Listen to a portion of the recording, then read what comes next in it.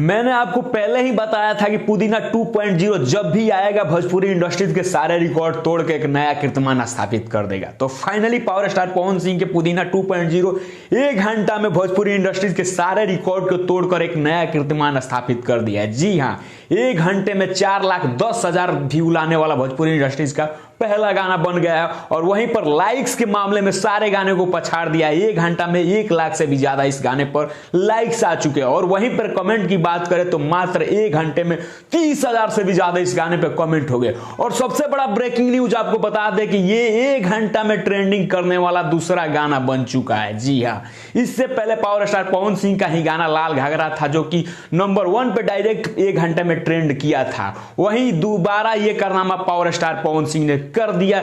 मात्र 2 घंटे के अंदर ये गाना नंबर 15 पर म्यूजिक सेक्शन में जब तक हम वीडियो बना रहे हैं तब तक ट्रेंड कर रहा है। और आपको बता दें भोजपुरी इंडस्ट्री में दोबारा कारनामा करने वाले पावर स्टार पवन सिंह बन चुके हैं, जो कि 2 घंटे के अंदर और 1 घंटा में 4 लाख से ज्यादा व्यू और 1 लाख से ज्यादा लाइक्स लाने वाले कलाकार बन गए। पुदीना 2.0 भोजपुरी का सबसे बड़ा गाना 1 घंटा वाला बन चुका है। और आगे मुझे उम्मीद है कि भोजपुरी इंडस्ट्री का सबसे बड़ा गाना बनेगा।